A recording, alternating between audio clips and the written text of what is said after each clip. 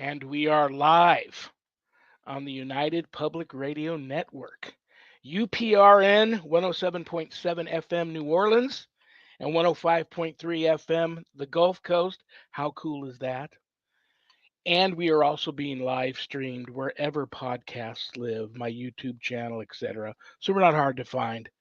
To all those above me that watch over me, to all of you, my fave parapeeps on this side of the veil, welcome. This is Father Shawn's Paranormal Ministry. I'm your host, Father Shawn Whittington. I'm an ordained Catholic priest with the United States Old Catholic Church. I'm a fully professed brother with the Old Catholic Benedictines of Immaculate Mary.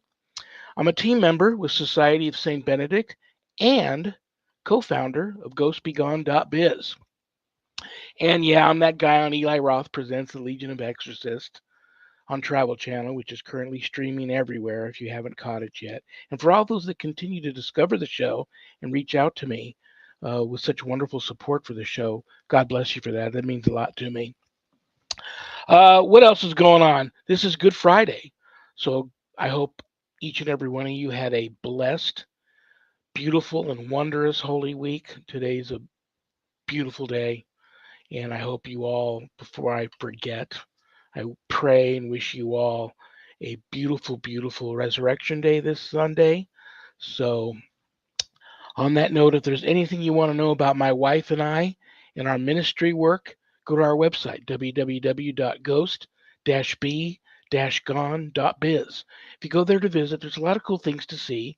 Both my books are there, God, Ghost, and the Paranormal Ministry, and God, Ghost, and the Paranormal Ministry 2. You can get them a little less expensive at Amazon, and they're also available in an audio version, which is awesome. But if you get them off the website, they leave my office here. I autograph them, and they come to you in a beautiful house blessing kit. You never know when one of those are going to come in handy. So that's very cool. What else is on the website? You can make an appointment to speak with me about your spiritual issues and my online courses there. Introduction to Spiritual Warfare. You can enroll in the course there, or you can reach out to me and talk to me about it to see if it's right for you before you make that type of commitment. And what else is really important? I want you to know my books. In my humble opinion, the most important thing about them is if every part of the proceeds of every sale of every copy of my books goes to support St. Jude and the ASPCA. So you get to help some of the neediest children on the planet and the animals too. And that's the most important thing. So, what else is cool about my show? I have an awesome guest today. I try to have an awesome guest for you every single week. And God bless, I've been able to deliver. And today, my guest is awesome. And so many of you reached out anxious to see her today and listen to her speak. So she's in the green room. I'm going to bring her out in just a moment. Another really cool thing about my show, I got an awesome co-host. So without further ado, I've known her forever. I love her. I respect her. She's a good friend. She's the owner of Stellium Books. She's my publisher. She's a lifelong paranormal experiencer. Please give a big warm welcome to my co-host, Annette Munich. Hi, Father Shawn. Hi, everybody. I'm so happy to be here. I'm so excited about our guest. Unfortunately, she was sick before and had to reschedule, but look at how perfectly things turn out that she's here today. We've got wonderful topics. It's Good Friday. Just very marvelous. The chat room is filling up. Hello to everybody in the chat room. Little hearts for everybody in the chat room. Thank you for coming. And just really excited about this. I've been looking forward to it. I really think that it's going to be awesome. It is. I am. It's nice to do the uplifting shows and not so much scary. You're absolutely right, and I'm excited. Unless you have any announcements you'd like to throw out there to the masses, I'll bring our guest out. I don't really, but people like my crochet project, so I'll show. I'm almost done with the blanket. And I put this on Facebook and people really liked it. I made a little baby hat. It's a little apple hat. It's got leaves on the top. And Okay. We Well, got I'm warning you right now. I've already had people reaching out to me since last week's show wanting to know, I when am I going to get my little blanket? And so people are asking, since we gave out the bracelets and the incense, are you going to be, at least taking orders for or not giving any ways any of your artwork? I'm always doing something. And I believe that everybody's got to have a something that they do, like creative or a sport or something. But I'm always working on something. I just gave to my daughter. You remember the jewelry I was making in the Italian Millefiori? I had ordered um, 4 crosses, so I have them. Really, they're pretty, and I gave her one. And I didn't have chains for them, so I didn't, offer any here because I didn't have chains or anything. I just have the cross itself. But I, Well, that's okay. You can. I give away medals all the time because I never know if someone is allergic to, gold or silver or right, nickel plate or silver plated. So I send out my medallions just in little envelopes, blessed medallions, and they can do whatever they want to with them. Put them on right. chain or leather, or keep them in their pocket, or That's true. hand them on as gifts themselves. So That's very true. Then they get to choose what's more comfortable and something that won't bother their skin. all right, woman, are you ready? I am ready. Are you all buckled up and you got your popcorn ready? Wait. I'm buckling. There we go. Brothers and sisters, you all know my guest and you all love her. We all know her and we love her here too. And so this is going to be very exciting. She is a very gifted, truly gifted, world renowned psychic medium, uh, lifelong paranormal experiencer herself. She is a radio, TV, film personality, author, and host of Spirit Switchboard, which is on this network, and it comes on today after this show. So she'll go right from this show to her show, and you're going to get probably 3 hours of her today. And that's still not Right. enough because she's just wonderful. So, brothers and sisters, please give a big, warm paranormal ministry family welcome to the one and only Kerrilynn Shellhorn.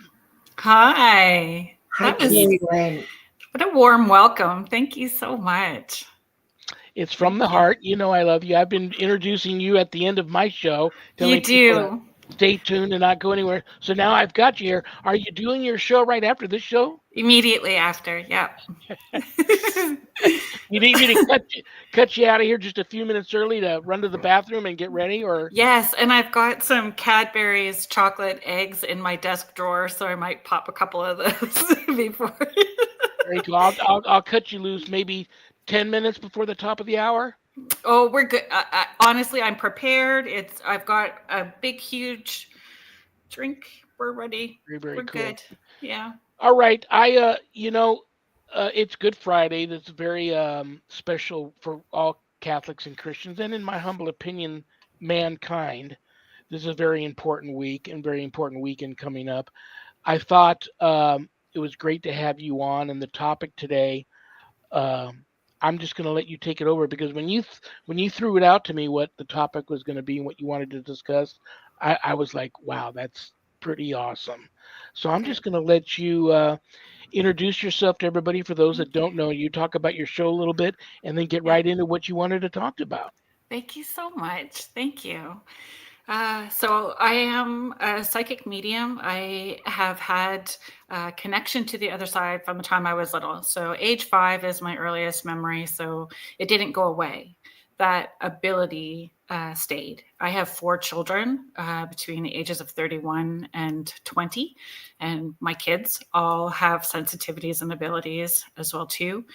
When I started doing this work full time, it was really for supporting children who were having these experiences and families who were having these experiences, and making it be okay and natural, like in their homes, and helping them understand that our homes are our sanctuaries, right? So that we can be okay in our space with these gifts. I started doing this work full time, 18-ish. can't believe I said that. I've been about that long. Yeah, full-time career. And, when you have this ability and you're doing this for a career, people always talk about it as a gift, and it sometimes doesn't always feel that way, right? And I feel, depending on what our experiences were in childhood and family structures, we have things that we need to unlearn. Right. So I was very much a people pleaser. So those healthy boundaries were not good. I was doing 6 to 8 readings a day, 6 days a week for years, not just like at years, because I had a wibbly wobbly rubber arm. Yep. No problem, because it was a gift. And much better with it now, in having those healthy boundaries and being able to reach people in different ways. What I find is very important in doing this job and providing these services is our intention. My intention every time I work, from the time I started doing this, as a career and still today, is that it's in the highest good, greatest interest, and the most amount of healing for everyone involved, including the people in spirit. And there are times those people in spirit, when they are coming through, are needing to atone and make amends. So that forgiveness is a very huge part of that session, and generational healing, and healing traumas, and showing that these people in spirit, while here in their physical being, forgot that they came from the same source of love, and the same source, and have regrets that they want to make amends for. And it's sometimes very hard for the people that I'm sharing that message with to receive that, right? But it's powerful when those spirits come in asking for permission to forgive themselves, and wanting them to know they're doing what they can to help heal that within that family structure. And something interesting I was thinking about while you were talking, and I'm kind of sensitive and empathic, and I saw an article where they were saying that people, yes, they're born sensitive and with sensitivity in their families, but a really interesting twist on it was that they said that a lot of people that grew up in a traumatic environment, they out of survival instincts, which I love my dad completely, and it wasn't a bad person. He drank, and it was always monitoring the house, looking at his facial expressions. Is everything okay? And you learn to constant monitor, and checking the pulse on your surroundings all the time. And that turns into, in some people, not all, but that can turn into an empathic type personality that's always monitoring their environment and feeling off people, looking at their face, detecting anything. And that just comes out of habit from a trauma situation. Yeah, agreed. I agree. Sounds like we had a similar upbringing. Yeah. And it's interesting because when I started doing this full time, I connected with. I'm from Northern Ontario. I'm based out of Guelph, Ontario, just outside of Toronto. And so when I grew up in Northern Ontario, and I connected with an Indigenous elder, and they told me that I needed to be careful around alcohol. Not only that it was heavy on both sides of my family structure, but for people who were extra sensitive, if we didn't learn how to manage the energies that we were feeling, that we would choose a substance to numb ourselves, and we can get hooked into that very easily. And I really paid attention to that, because I know I struggled with alcohol just from, our family's experience with it too. But I would tell myself, if I can say I'm only going to have one and stop at one, I'm okay. If I start needing it in order to fall asleep at the end of the day, then it's an issue. Like, but I do better without it. This is so healing for me, and I've never said this on the show before, but I'm in a 12-step program. And for a lot of years, I did not want to feel my feelings. So I was self-medicating. If I got stressed, upset, or if I, whatever it was, if I was getting emotional, I would drink. I was a happy little wino at night by myself, but it was a very not good for me thing to always be reliant upon something else to make me feel calm. And also consequently, I was not dealing with my problems. I was have a drink and feel better. That was my coping mechanism, not process my feelings and work my way through it. And, just sometimes, it's okay that you feel like crap. And you can tell everybody around you, hey, I'm having a bad day. I don't need anything. There's nothing you could do. But I'm just processing a feeling over the loss of something or what something happened in your world. And you just, the right way to do it is to feel bad and, mourn and, sit in the stress and the sorrow for a while and, wait for it to lighten up because it will. Wait for it to lift because it will. But also, like we were saying a few minutes ago about the childhood stuff, we got shown to do that. If you feel bad, if you feel good, you can drink too. So there's always that. But if you feel bad, then you can drink. And it was very socially acceptable. No one thought anything of it. And I grew up in the age of Dean Martin and Frank Sinatra and all that, and they're all dressed up and drinking, and it was more than socially acceptable. So, so it becomes a crutch and a survival mechanism. I thank you for feeling safe to be so brave and emotionally vulnerable. I see you. Thank you for feeling brave to share that. Oh, I love that. We're really connecting and having a great conversation here. It went deep right away. Yeah. Well, we knew it would. I've gone on the record for many times. Most people that know me know this already, that I spent 20 years as a raging alcoholic and drug addict, and just everybody says, how'd you quit?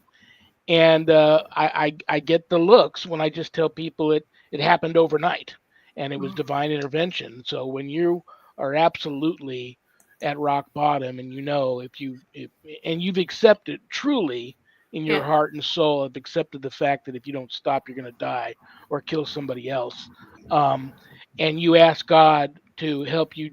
This has got to stop now. That's exactly what I did, and I went to bed, woke up the next day, and it was like I had never went through those 20 years and didn't have any desire to drink or want to drink, or couldn't really, I could remember a few really bad episodes, but a lot of the memories just kind of washed away, and then I went on with just a new chapter in my life. Yeah. And so it doesn't have to be. Some people need programs, and I support them 100%. But when you're ready, you're ready, and you need to ask. You need to ask for help from people around you, friends, family, the spirit world. And then bringing it back around to, that our theme in this conversation is about forgiveness and getting to that place of giving yourself permission to forgive yourself for, you were doing the best you can, acknowledging doing the best we could with the tools that we had at that point in time. And the more that we do, when I'm talking about choosing a medium or choosing a person that you're going to learn from or want mentorship from, understanding that our personal healing matters. So looking at that person who's taking their own personal accountability and doing that reflection and shifting and adjusting and striving to continuously do better, as a mentor, right? Like we're not perfect people. And as long as we are having that accountability and personal accountability, then I think it makes us better at what we do. Well, that's right at the top of the list of everything that's most Catholics and Christians, that's our credo, is forgiveness, forgiving other people's sins. Um, and not only do you've also got to forgive yourself. And that's why confession is so powerful, because you need to release that baggage off of you also in order to spiritually be healthy, to just to move on from that. And in spirit world, I'm going to ask you the kinds of spirits that have come to you and asked you that. And I would imagine when you're giving a reading to somebody and they have a spirit that knows that person, that you channel and they come in with a message or needing forgiveness or something like that. Many times I run into spirits and they just need it. They need to know that it's okay to cross. Some of them are stuck here and they're afraid to cross over because of the things they've done while they were alive, and that they're going to have to pay for that on the other side. So now you have to make them, somehow you have to find the ability at that moment to let them know that there is no judgment on the other side. And if they're truly sorry for the sins they've committed, and confess them, even in spirit world, confess them now, and then look for your guardian angels or the spirit warriors that are around you, and have asked them to help take you to where you need to be, that there is no judgment on the other side. Then that's very powerful. But I can imagine sometimes you get spirits that come to you during readings, or you mentioned events that you've gone to. It must be a surprise if some of them come to you and have nothing to do with the people that are around you. They just randomly pick you out because, oh, this is however we may look to them, or you may look to them on the other side. They come to you and they want to just release this so they aren't trapped any longer.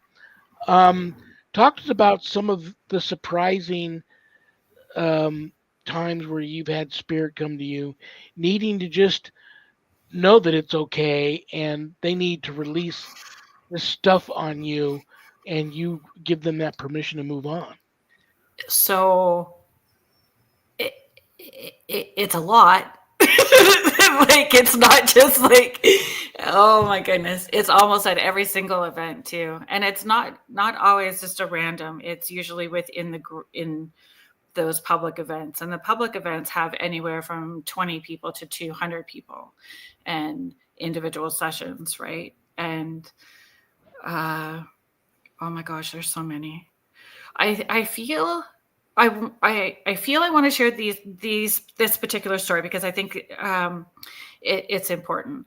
I had 3 clients come, though please do not email me asking to have one-on-one sessions in person, because I just don't do it that way anymore. At the time, 10 years ago, when I was doing sessions in person with people, I had 3 people book in who did not know each other from different areas of Ontario. One person drove like 9 hours to come to this appointment. So they didn't know each other. All 3 of them had, which I didn't know at the time until I was in the session,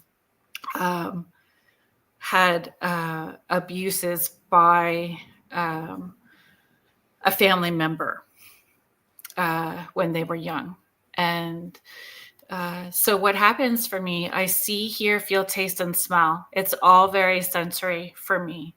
And when they come, when spirits will come in, I will hear them with that inside ear and see them.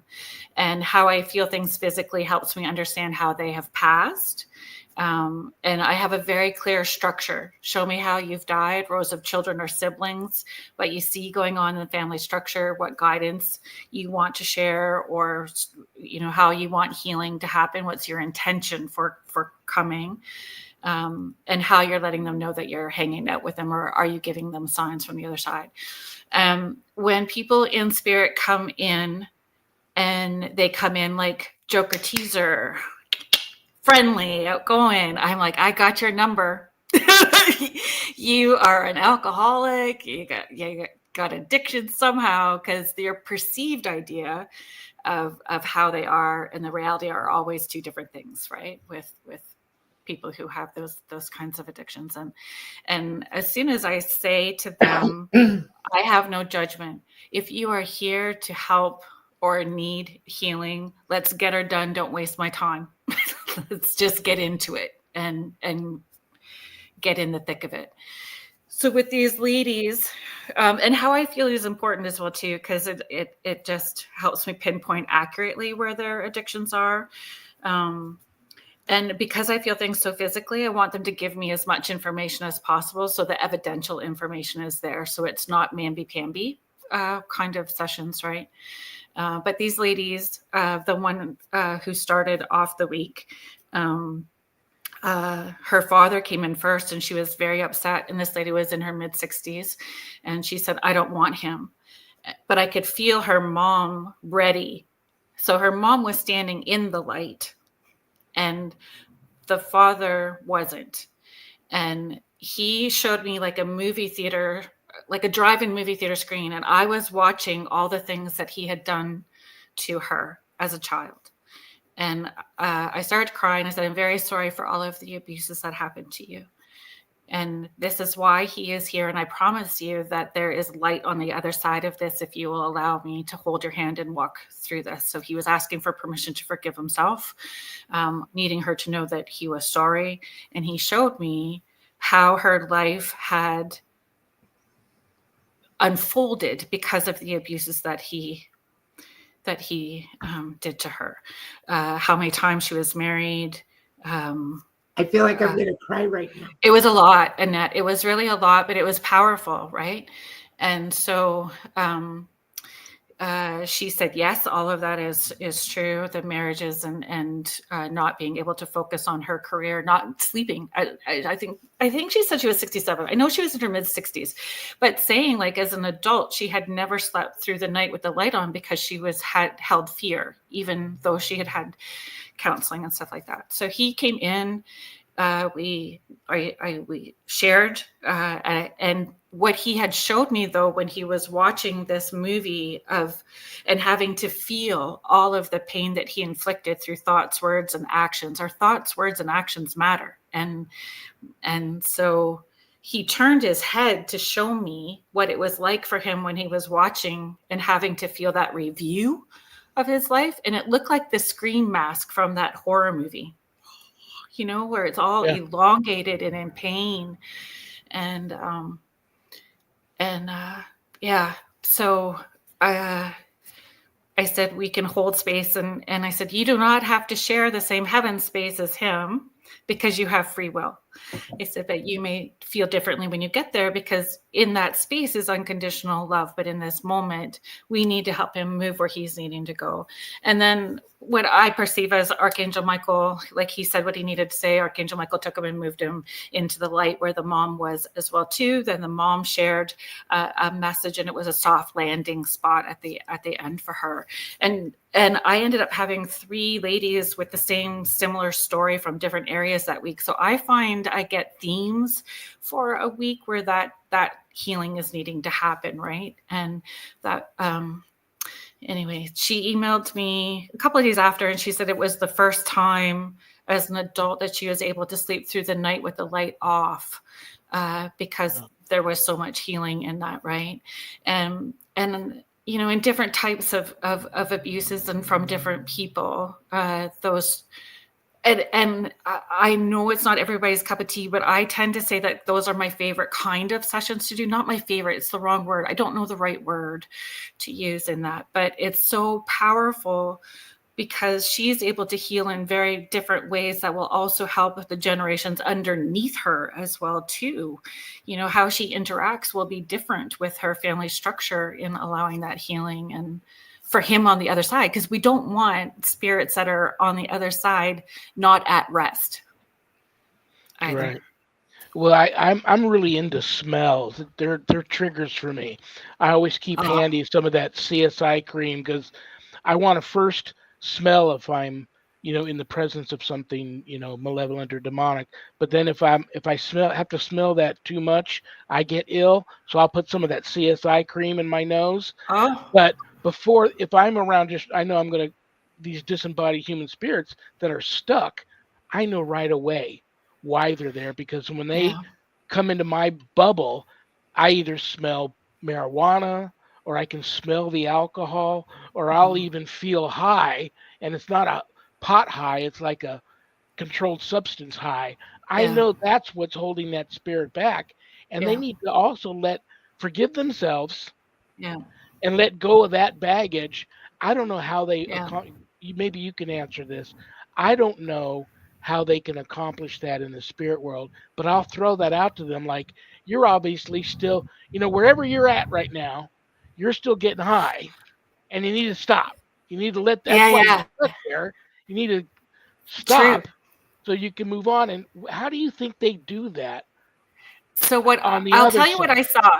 So in another story, I had someone come uh, wanting to connect with the other side or have that type of session, and it was a pretty trippy one for me, that session. But it was like I was in that person who had died in their body, seeing through I was having their experience. So I was seeing what their home space looked like, what happened and how they passed. And it was so traumatic. But where they were on the other side. So then I got moved to the other side. So I believe it was angels, whether it was theirs, mine, because what I was shown next was that person was wrapped in this gauze material and floating, and what I perceive as angels was multitudes, and they were singing. So it was language I didn't understand, colors I can't describe, but holding them in this place. And then this person moved forward and I was describing them. Client says, that's my mom. And I said, she is saying that this person's in a holding space. um, um, there's in this healing space, and that we can't do this work right now. So we have to not do this now, and we can come back at another point in time. And so that's what we did. But that was powerful for me too, because wasn't raised in church. I went to Sunday school as a little kid that was not associated with an organized religion. Like it wasn't United, it wasn't Catholic. It was just like all the nice ladies in our community, because I grew up like in the middle of nowhere, that pulled us all together at a community hall, so we sang songs and heard stories. And so for me, that was powerful because yeah, it was home. Like that felt like home. And I had never had that unconditional love feeling before, or that feeling of home. And it was such a funk for me after being slammed back here. I'm like, oh man, that's home. Like that's where I want to go, after. So from my perspective, from that experience, I was shown, even for the fellow who, said that he had, confessed that he had harmed his daughter and hurt her. His wife, who was crossed over, was waiting in the light to help him go to the light, even though he had harmed her too. So I don't know. From my perspective, we have that divine team willing to support us. We just have to help them get to that light. And anyone that's been involved with us, soul family or soul contracts or whatever you believe in, are there waiting to help elevate us up. Do you mind if I ask you something that you probably totally didn't expect me to ask you? Oh, I've been asked lots of questions, so I was a little nervous about today, honestly. First of all, you've heard me say this, and I mean it. I love you and respect you. I think you're awesome. Um, so here's my question. I promise there's a question at the end of this. Um, I have a lot of people reaching out to me that I believe who knows what it is that's contacting them. Usually at Yeah, night during dreams, and then they get woken up, and the yeah. dreams are either very sexual or very violent, or these beings claim to be from another world, and they take them on an astral projection of other worlds and stuff. I believe, in my humble opinion, and I could be totally wrong, I believe it's all demonic and they're just being fooled. But I do believe in extraterrestrial life. So you mentioned Canada, and I'm thinking of an abductee that I interviewed once who said the first thing these aliens asked him when they abducted him was, "Have you seen God?" And then I'm thinking of, I've been out to Rachel, Nevada many times, the little alien, and it's right across the road from Area 51. And it's kind of little alien's kind of like a extraterrestrial B&B, if you will. They've got these little trailers out back, and there's this one trailer that you can stay in them overnight. This one trailer is allegedly haunted by the spirit of an alien. And I had this one professor spend the night there, and there's no reason for me to doubt um, whether he was being honest with me or not. A legitimate witness told me about doors opening and shutting and people knocking on the door, and he could look out the window at the time he's hearing the knocking and no one's there, and windows opening and shutting and the water being turned on and off. But he recorded some vocalization, and he took it to another professor friend of his who was a linguistics expert, who listened to it and said that is a language. Unfortunately, it's not any known language that's spoken on this planet. So what do you feel? Have you ever been contacted by, let's just call it spirit, but it wasn't human spirit, and that was a completely different way that you had to deal with that interaction because you realized this wasn't a disembodied human spirit. You're getting either source from or communicating with or needing the same type of help from you that Interdimensional, you mean? yeah. Mm. So, uh, yes, but not as frequent. It's not necessarily something that I have to deal with very often, and not always in my wheelhouse. And yeah, so I can count on one hand. So literally 3 times where I've had something that was not something that's regular for me to have to move forward. I believe it's And possible that there's the ghost of an alien in one of these trailers. I don't know. I don't know. But I am that person that is like, why wouldn't there be? Yeah. I'm asking people to believe that I'm talking to their loved ones on the other side. So why isn't there the possibility that there is like the ghost of an alien in there? Like I just like I've not had that experience, but I could have that experience to be open-minded to that. I feel I saw fairies. Well, hey, Annette's experienced that. I thoroughly am convinced that outside of my home here, there's elementals on my land, and I can go on and on and Yep. on with all the Yep. experiences. Yeah, that's So I'm all. like, why not? I'm open to that I am open to that possibility.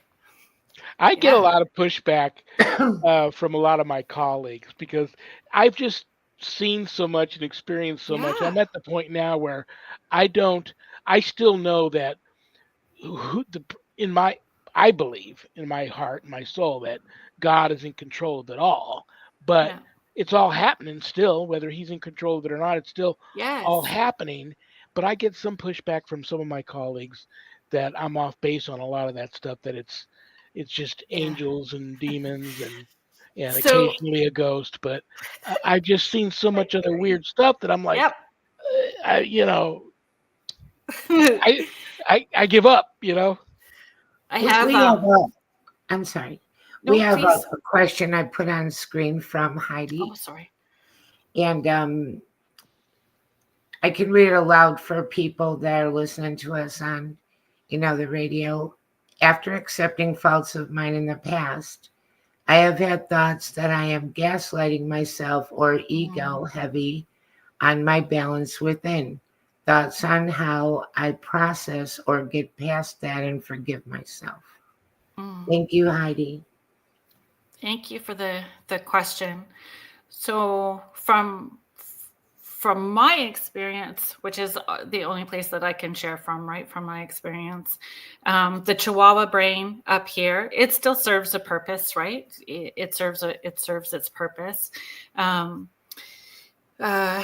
Intuitive thoughts or higher self thoughts are always going to be loving, light, and quick, instant. Like it's in the first few seconds, and if you wait longer than that, then it comes up into here, and then that's where the I just wanted to hear that. Those, it'll talk you out of it. So it's usually those first few experiences. I'll try to be fast. The quick exercise that I teach people is every morning when you wake up, give thanks and gratitude, even if it's for waking up. I'm grateful that I woke up today, grateful I'm going to have food to eat, grateful that I can be of service in whichever way that feels right for you. And then hand over heart, because it's going to drop you from here down into your heart space, and taking that full breath and breathing it out, and ask what your spirit needs today. What does my spirit need today? And then trust it and roll with it. But if you did that, if you can, and I pinky promise this works, folks, it's kerrilynn.shellhorn@gmail.com. Let me know how it rolls. If you did this for 2 weeks, try doing it for a month. But if you did it for 2 weeks, by the end of the 2 weeks, the responses are coming before you're done asking the question. And then it becomes this beautiful dance, and you start trusting yourself and trusting spirit.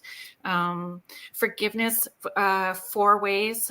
Give yourself permission to forgive yourself. Give yourself permission to forgive the other person, and vice versa. Give them permission to forgive you, and them permission to forgive themselves. And I fall asleep every night and just saying this forgiveness prayer and asking Jesus to please forgive me for any thoughts, words, deeds, or actions that may have done consciously or subconsciously towards myself or another throughout the day.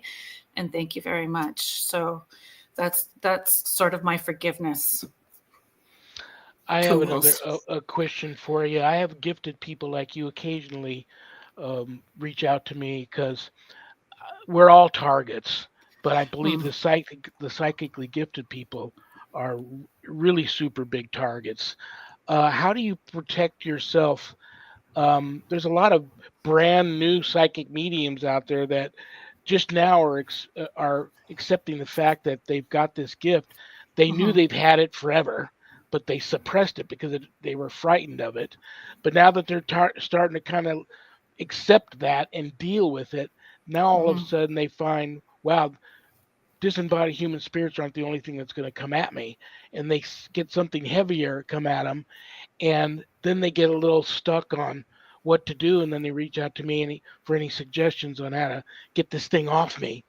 How do you protect yourself, and what advice can you give to people new to this field that have a gift and they're not quite sure how to work their gift yet? So an experience that I had many years ago, I knew that my son was starting to, you could tell that there was something starting to oppress him. He was not sleeping at night. He was swearing at me. It was just like, there's something not cool happening in this space.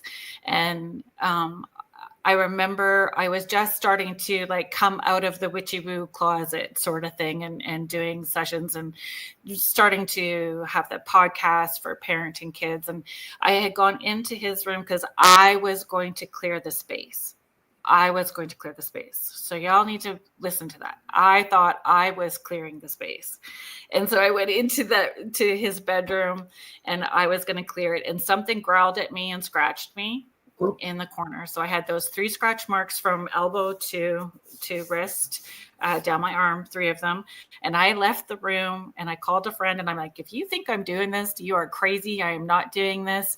And she said to me, did you ask your divine team to be there, support you, and move forward with you. And I'm like, yeah, no, made it all about me. I was doing this. And we're not. We are of service for something bigger than ourselves. We are being of service for whatever you want to call it, God, source, whatever is in your belief system. So when we talk about protection, it is understanding our spiritual hygiene is as important as our physical hygiene. So daily, shields up, rubber bubble with slime, asking your angels, loved ones, guides, whatever it is in your belief system to watch over you and protect you throughout the space, and the work that you're doing. And at the end of the day, clearing it and giving thanks. Like it's a relationship that you're cultivating. So it's, there's so many different ways to ground and clear energy, but I think our intention matters in the why we're wanting to do the work, and remembering that we're not doing it by ourselves. We are doing it with spirit.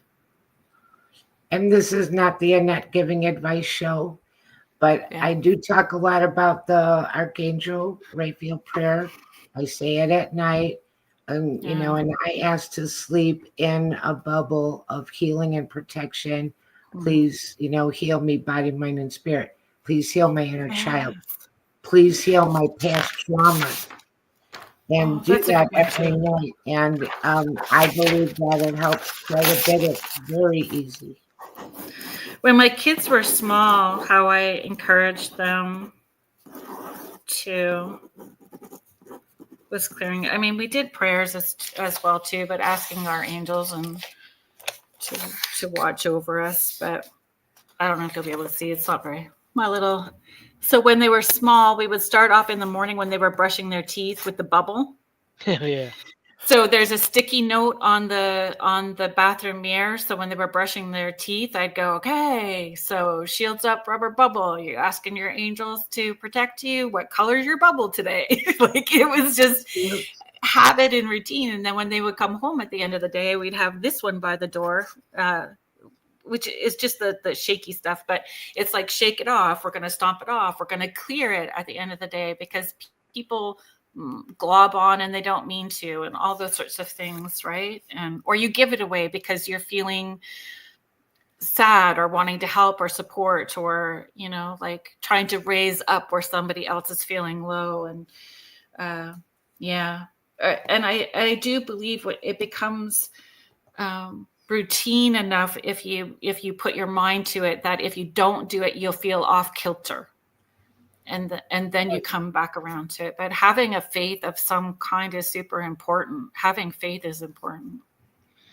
I love the way that it's a bit of a family affair with you, a psychic family affair. So many parents that are gifted, they suspect their kids may be, and they try and shut it down. And I think that comes from their own personal fear of that. But some parents aren't gifted at all, or they don't believe they are, and they suspect their kids are gifted. They don't encourage that. They shut that down too. I love the way that you don't seem like you did that at all, and I believe that was probably super, super emotionally healthy for the way you brought them up in because they're gifted. And any other advice for parents dealing with gifted children? Become a good listener. Just become a good listener. I mean, as parents, we feel like we have to try to fix all the situations and fix all of those things, and being open-minded that your kiddo could be there teaching you. Your kiddo is there to help you remember who you are as well too. So, being open-minded to listen to the question and help empower them. If you don't have the answers, in finding ways to support them, right? Intuitive Spark by Sonia Choquette is a great book for family structures. Her background is Catholic, so you don't have to take on everything. Take what resonates and leave the rest. Another fabulous book that I recommend for people is Child of Mine Know This by Rebecca Whitecotton. Neil Donald Walsh, Conversations with God author. He wrote a little blurb at the beginning, but I love it. The first little bit of that book is Child of Mine Know This, in the eyes of God and the eyes of all that is, you are a blessing to the world. And so reminding them that they have this gift for a reason, and supporting them in that. Please, before I have to kick you out of here so you can get ready for your own show, tell you. everybody about your show. Thank And you. tell everybody about how they can reach out to you, and maybe even a little bit about. I know you have you've written your own books too. Yeah. Tell everybody about that. So I wrote. I channeled. I'm gonna say I channeled it out because that's what happened. Stepping through the door and into your purposeful life. I don't know, like a long time ago, 12 or 13 years ago. But I give it to folks for free through the website, which is just KerrilynShellhorn.com, because it's all of those tools. When I was moving through, forgiveness is in there, energetic cord clearing. There's all kinds of tools that I use with both my children and within my home. So helping support people on their intuitive journey or awakening journey. The show is every Friday night at 6 p.m. Spirit Switchboard, which is a whole lot of fun. And our lovely Laura Lee Potvin and I have a new show on UPRN starting. Well, it started last night, but I would say this coming Thursday will be our real kickoff. So it's Beneath the Hollow Moon. That will be at 7 p.m. Eastern as well too. Very, very cool. Yeah, I'm super excited having the show with Laura Lee. I think it's going to be a lot of fun. Yeah. And again, it's not about me, but I wanted to touch on forgiveness again just for 1 second. Forgiveness is something that you do for yourself. It doesn't mean it was okay what happened. It doesn't mean that it was okay. Yeah. It means we don't know why they did it. Maybe they're sick. We don't know their life story. We don't know what possesses them. And we can send that forgiveness to their higher self, because their higher self remembers being of source. Their higher self is always connected to source still too. We don't have to try to have a rational conversation with somebody who's irrational, but sending it like intercessory prayer, sending that way, because it is not. It is in our nature to be compassionate. And if we are withholding love and withholding that, we don't feel whole, because we're not being true to who we are by not allowing that to happen. So. Right. But sometimes it's easy to go into a shell of self-protection. For sure. And it's, I think that you can get so used to having a pulled back life that you don't even know why you do it or when you started, or that it could be different. Yeah, agreed. Thank you so much for having me on. I'm gonna kick you out of here because I know you got to get ready for your show, and I want to let everybody know, don't go anywhere, because as soon as I'm done here, Kerrilynn's going to be coming on. So Kerrilynn, I love you and respect you. Thank you so much for being here. I'm going to have you back because I want to do an episode, and Annette's going to be all over this.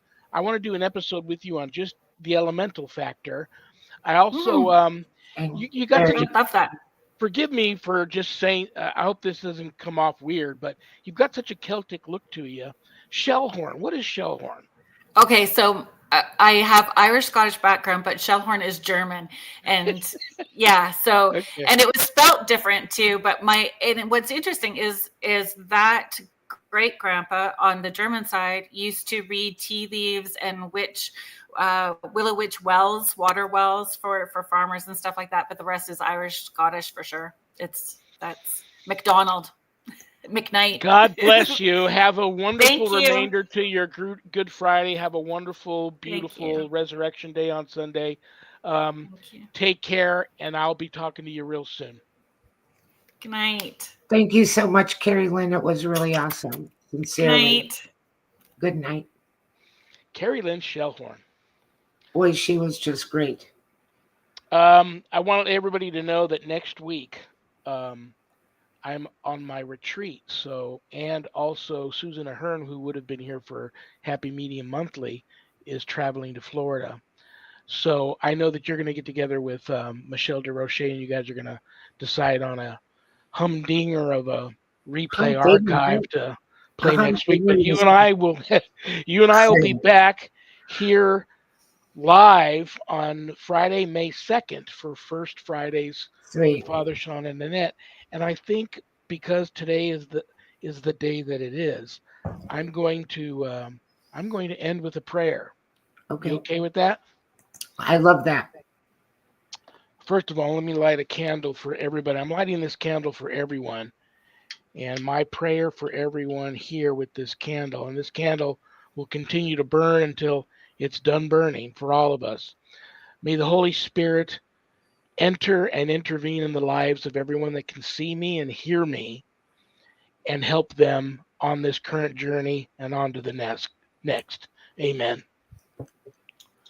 And the prayer that I want to share with everybody, so many people seem to be searching for something today, even if they are Catholic and Christian, but many are searching for something and they don't have a religious uh,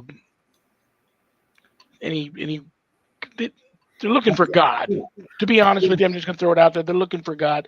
This is a beautiful prayer by Saint Anselm called Searching for God. In the name of the Father, and of the Son, and the Holy Spirit. O Lord, my God, teach my heart this day where and how to see you, where and how to find you. You have made me and remade me, and you have bestowed on me all the good things I possess, and I still do not know you. I have not yet done that for which I was made. Teach me to seek you, for I cannot seek you unless you teach me, or find you unless you show yourself to me. Let me seek you in my desire. Let me desire you in my seeking. Let me find you by loving you. Let me love you when I find you. Amen. Amen. I love you and respect you too. You got any big plans for the rest of your Good Friday evening or your Resurrection Day on Sunday?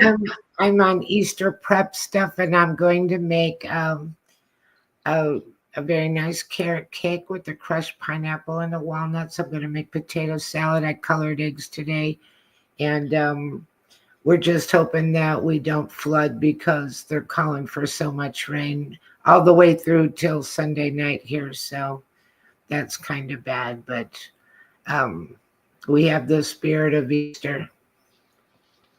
What about you? What are you doing for I'll be anything? watching Mass and saying Mass and hanging out with Sharon and trying just see what comes. Just it'll all be about God on Sunday.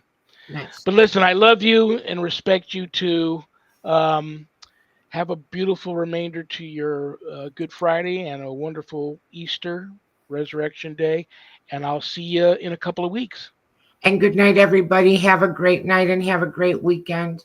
And we will be back next week we'll have a rerun, but thank you for tuning in. I'll see you later. Annette Munich, owner of Stellium Books. All right, brothers and sisters. God bless you all for tuning in because I know that I don't have a show without each and every one of you. And I mean that from the heart. Don't go anywhere. Stay tuned for Spirit Switchboard with the one and only Kerrilynn Shellhorn, who you just listened to for the last hour. God, I love her. She's so cool, and I'll have her back. I promise. We'll do a show on elementals. That would be awesome. Um, Best advice I can give you all is I hope you had a wonderful Holy Week, and I hope you have a wondrous Resurrection Day on Sunday. Remember, we may have done what the devil said we did, but we are not who the devil says we are. Good night, Danny. Good night, Jack. Good night, Dog. Good night, Harold. Rest in peace. Good night, Ernie. Good night, Bill. Good night, Dan. I love you all. God bless you all in the name of the Father and the Son and the Holy Spirit. Peace.